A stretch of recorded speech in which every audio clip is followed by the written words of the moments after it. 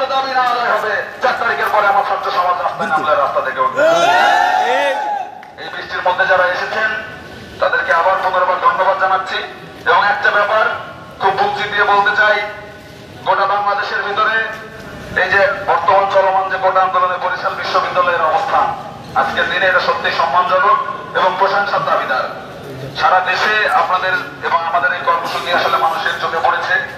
আমরা খুব সুস্পষ্ট করে বলতে চাই, আগামীতে যদি কালকে এবং পরশু আমাদের যে কর্মসূচি আছে, আবহাওয়া আমাদের যাই হোক, ঝড় বৃষ্টি যত রকম প্রতিকূল পরিবেশই তৈরি হোক না কেন, আমরা জানি বরিশাল বিশ্ববিদ্যালয়ের শিক্ষার্থীরা রাস্তায় এসে দাঁড়াতে পারবে। কি আমরা দাঁড়াবো?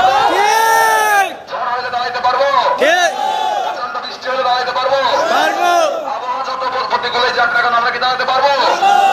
তাহলে যত কিছু ঘটে যাক না কেন আমাদের কিন্তু লড়াই চলবে। শিক্ষার্থীদের লড়াই, বরিশাল বিশ্ববিদ্যালয়ের লড়াই কিন্তু জারি থাকবে। শেষ একটা কথা বলে শেষ করতে চাই বন্ধুগণ, এই আন্দোলন কিন্তু আরো বড় হবে। আমাদের দাবি যদি মেনে না নেওয়া হয় আমাদের দীর্ঘদিন রাস্তায় থাকতে হবে।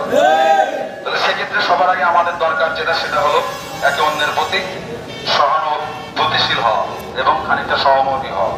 তাহলে আমাদের ছাত্র বন্ধুরা এখানে দাঁড়িয়েছি, একটা জিনিস মাথায় রাখতে হবে, আমরা আমাদের নিজেদের সমস্যার জন্য, নিজেদের সংকটের জন্য যেমন দাঁড়িয়েছি, আমার পাশের যে বন্ধুটা আছে, আমার ডান পাশে বাম পাশে সামনে পিছনে যে মানুষগুলো দাঁড়ানো আছে, এরা আসলে একটা বৈষম্যের বিরুদ্ধে রাস্তায় এসে দাঁড়িয়েছে।